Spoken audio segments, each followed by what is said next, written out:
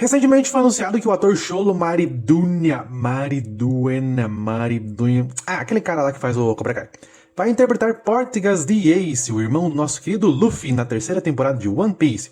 O anúncio não pegou de surpresa ninguém, afinal o Xolo era um dos nomes mais cotados para interpretar o personagem, infelizmente desbancando a vez do ator Lucas Amorim, que durante 2 anos fez uma incansável campanha para interpretar o personagem e concretizar a participação de um brasileiro no live action. Ele fez até um pronunciamento em suas redes sociais e tal. Pois bem, muita boa sorte para o Lucas e muito sucesso em sua vida profissional. Porém, não é sobre isso que iremos falar neste vídeo.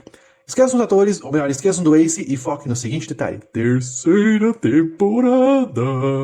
Isso mesmo, a segunda temporada nem saiu ainda e já temos a terceira confirmada, o que mostra que a Netflix está confiante no sucesso do live action, que acabou sendo muito bem recebido pelos fãs do nosso querido Pirata que Estica. O sucesso lá da primeira temporada, lá em 2023, foi tanto que não demorou muito para a Netflix anunciar a segunda temporada, e agora os planos para uma terceira. Ah, Leonardo, e tem algum problema nisso? Claro que não, imagina, não há problema algum se você considerar o fato que estamos falando de um anime de mais de 1000 episódios e a Netflix só adaptou os primeiros 61 episódios em uma temporada lançada há quase 3 anos atrás. Tá, daí de novo, tá, e qual o problema? Afinal, muitos episódios significam múltiplas temporadas. Tem muita história pra contar ainda e o mangá nem acabou. Bota mais 10 anos na conta aí do senhor Oda Gênio. Mas aí que quero discutir com vocês. A Netflix pode ficar muitos e muitos anos adaptando os episódios e criando várias temporadas. Mas e quanto ao elenco? Será que eles conseguirão acompanhar? Será que quando a série chegar lá na Guerra de Marineford, o Xolo não vai estar velho demais para interpretar o Ace? Teremos um Ace com rugas ou até mesmo de cabelo branco morrendo de velhice em vez de spoiler? Enquanto os demais membros do elenco, será que Miyake Godoy, que interpreta o Luffy, já estará com 70 anos não podendo mais esticar nada nem da vida real? Gente, infelizmente a vida real não é um desenho japonês. O nome é anime. E é uma forma de arte. Mas calma, calma. Se você não está entendendo bulhufas da minha preocupação, eu explico. Mas para isso temos que voltar um pouco no tempo. Há 84 anos atrás. A primeira temporada do live action de One Piece foi lançada em 2023, adaptando, igual eu falei, os primeiros 61 episódios, praticamente todo o arco de East Blue, que é o arco inicial da série. Pra quem acompanha o One Piece, seja pelo mangá ou anime, já tá cansado de saber que é uma obra extremamente longa, onde um simples arco pode durar uns 50 episódios, outro arco uns 80 episódios e alguns chegando até mesmo uns 100 episódios. É tanto episódio, tanto personagem em um tom tão caricato, beirando por absurdo e galhofa total, que às vezes parecia que One Piece seria uma obra inadaptável para o formato de live action. Pois bem, foi aí que em 2023 veio ela na Netflix e disse: "Toma aqui, seu inadaptável, seu descrente!"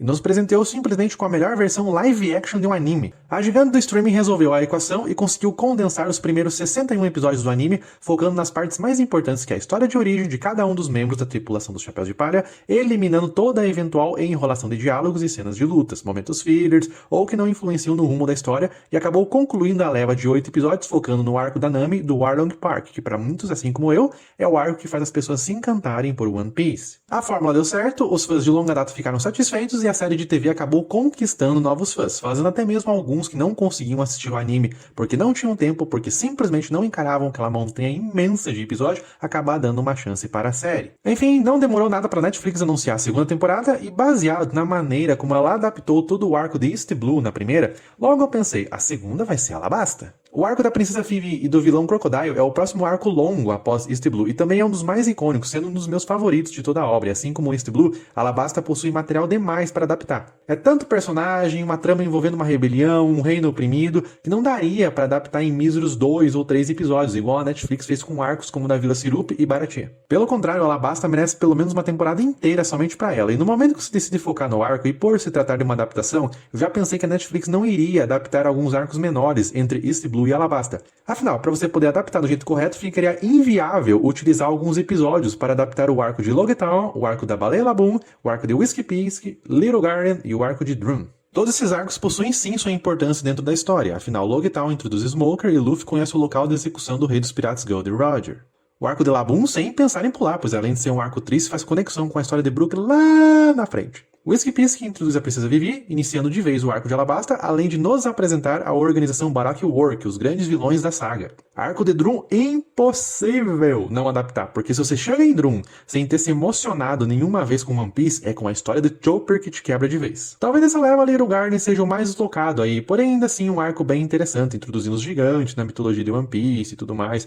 Também tem os primeiros confrontos ali com a Baroque Works. O ponto aqui eu pensei que por se tratar de uma adaptação, a Netflix iria focar mais nos arcos grandes e deixar os arcos menores restritos a somente 1 ou 2 episódios, ou até mesmo nem adaptar alguns arcos. Sendo assim, o passo mais natural seria usar a segunda temporada para adaptar Alabasta, mas para adaptar o arco com dignidade que essa história merece, teria que fazer muito mais com os 3 episódios. Porém, para minha surpresa, a produção da segunda temporada encerrou e já foi confirmado que Alabasta só seria adaptado na terceira temporada. Isso mesmo, senhoras e senhores, o que significa que a segunda temporada irá adaptar todos os arcos que eu falei que compõem o tempo entre East Blue e Alabasta. Tá, Leonardo, e qual que é a questão? É justo, Alabasta merece uma temporada inteira, igual você queria.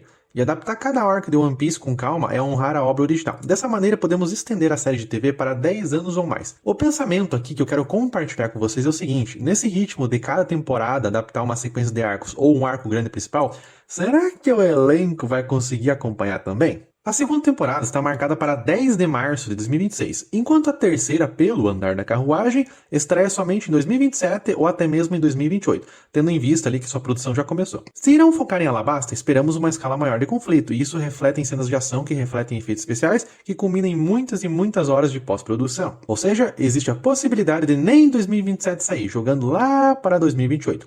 Se a primeira lançou em 2023, a segunda temporada em 2026 e a terceira lá em 2027 ou 2028, tão longe, mas tão perto, temos aí um tempo de 5 anos entre as 3 temporadas, ou seja, meia década para adaptar de East Blue a Alabasta. Considerando que nesse momento que você está vendo esse vídeo, o mangá de One Piece passou do capítulo 1100, significa que em meia década o live action terá adaptado apenas 19,7% de todo o mangá. E isso não é um problema, afinal tempo tem e material de sobra tem. Porém, nesse ritmo que estão desenvolvendo as temporadas do live action, podemos refletir sobre a seguinte questão: existe uma possibilidade muito grande do elenco não conseguir acompanhar. Diferente da série que pode se manter por muitos e muitos anos, mesmo trocando de equipe, produtores e diretores, o elenco principal chegará a um ponto que não conseguirá mais acompanhar a idade dos personagens. Emily Rudd, que interpreta a Nami, atualmente tem 32 anos. Quando a série estiver em sua terceira temporada, ela terá entre 34 a 35 anos. Quando a série completar uma década de existência e pelo ritmo que estão desenvolvendo, podemos esperar que em 2033 estejam adaptando Water 7 ou Enies Lobby, talvez,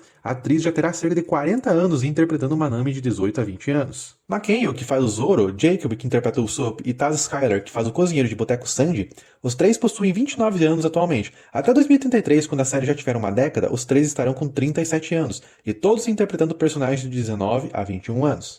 Inaki Godoy, que interpreta o Luffy, é o membro mais novo do elenco, tendo atualmente 22 anos, o que configura em 30 anos quando a série tiver completado uma década. Chega um ponto em que a idade do elenco não vai mais bater com a idade dos personagens, e talvez algumas mudanças físicas fiquem evidentes. Vemos isso em produções da própria Netflix, como Stranger Things, onde tivemos praticamente 10 anos entre a primeira e a última temporada, enquanto na história da série se passou apenas 3 anos, e as mudanças físicas do elenco foram grandes demais. Afinal de contas, eles cresceram. Talvez o live action de One Piece sofra do mesmo problema lá na frente. Tudo depende de como que eles irão continuar desenvolvendo as temporadas. Talvez com o passar dos anos e com as constantes mudanças no mercado, tanto do cinema quanto da televisão / streaming, os planos mudem e eles acabem enxugando mais o conteúdo do mangá, adaptando mais rapidamente os arcos principais. Quem sabe lá no futuro, em 2033, quando a série estiver completando seus 10 aninhos, já esteja quase alcançando o mangá ou até mesmo alcançado. E se o One Piece tiver terminado até lá? Talvez o One Piece acabe adotando uma estratégia que séries como Doctor Who e até mesmo as produções da Turma da Mônica, aqui em Terras Tupiniquins, adotaram. Ir trocando o elenco de tempos em tempos. Então podemos esperar em algum futuro, seja daqui uns 10 ou 15 anos, novos intérpretes para a tripulação do Chapéu de Palha. Pois igual eu falei no começo do vídeo, no ritmo que estão desenvolvendo as temporadas, quando finalmente chegar no arco da Guerra de Marineford e vermos em live action o momento mais dramático entre Luffy e o Shallow, teremos 2 irmãos senhores de idade que acordam às 5 horas da manhã para varrer a calçada. Brincadeiras à parte, galera, esse vídeo é apenas uma reflexão que eu tive conforme fui acompanhando a produção da segunda e agora da terceira temporada. Afinal, as temporadas entre as séries de TV estão cada vez mais longas e adaptar um mangá longo igual One Piece pro formato live action me lembra a clássica frase do meu trabalho CLT: chega meia-noite, mas não chega às 6 horas. Mas é aquela história, né? Antes demorado e muito bem feito do que apressado e completamente escroto. Então, que toda essa espera vale a pena.